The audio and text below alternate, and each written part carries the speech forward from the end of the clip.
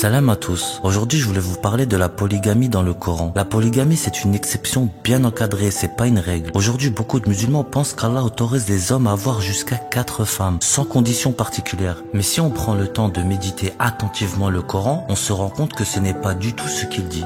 Avec le temps, certains croyants ont détourné les lois d'Allah pour faire passer leurs propres envies. Et ils justifient ça en disant que les hommes auraient plus de besoin de désirs charnels que les femmes. Donc Allah leur avait donné un droit d'épouser plusieurs femmes. Ils se sont appuyés sur ce hadith horrible du Sahih al-Bukhari, volume 1, livre 5, hadith 268, ou selon d'autres numérotations, hadith numéro 5068 ou 268 selon les éditions, authentique selon l'unanimité des savants. Des sectes de l'islam. Anas a rapporté que le prophète avait l'habitude de passer auprès de toutes ces femmes dans une seule heure du jour ou de la nuit, et elles étaient 11. Anas a dit, je disais, le prophète peut-il faire cela? Et Anas a ajouté, nous disions qu'il avait reçu la force de 30 hommes. Ces hadiths et la fausse sunna attribuée au prophète font que salir l'image du prophète, qui était en réalité un homme juste et pieux et entièrement tourné vers Allah. Et surtout, ces idées contredisent ce que dit le Coran. Les groupes qui suivent ces livres sont égarés, s'éloignent du Coran et suivent leurs propres désirs, ce que j'appelle la tentation du nefs. Et je sais pas si vous avez remarqué, mais quand on s'attaque aux djinns, que ce soit n'importe où, ils attaquent leur religion. Ils attaquent ce que leurs hadiths leur enseignent, comme le voile, l'Aïd, la fête du mouton, les prières de rue. Et les imams se font prendre par leurs prêches tirés des hadiths et non par rapport à ce que Allah nous enseigne dans le Coran. Du coup, qu'est-ce que dit vraiment Allah à ce sujet sur la polygamie? Il n'y a qu'un seul verset dans le Coran qui en parle, Sourate 4, verset 3. Et si vous craignez de ne pas être équitable envers les orphelins, alors épousez 2, 3 ou 4 femmes parmi celles qui vous semblent convenables. Mais si vous craignez de ne pas être juste, alors une seule vous suffit, ou ce que vous possédez par serment. On comprend clairement ici que le fait d'avoir plusieurs femmes n'est pas un droit automatique. Cette permission ne s'applique que si l'homme a une responsabilité envers des orphelins, et s'il est capable de traiter toutes ses épouses avec justice, ce qui montre bien que c'est une situation particulière, pas quelque chose de normal. Pour bien comprendre le contexte des orphelins, faut lire le verset juste avant, Sourate 4, verset 2. Donnez aux orphelins leurs biens, ne remplacez pas le bon par le mauvais, ne consommez pas leurs biens en les mêlant aux vôtres, c'est un énorme péché.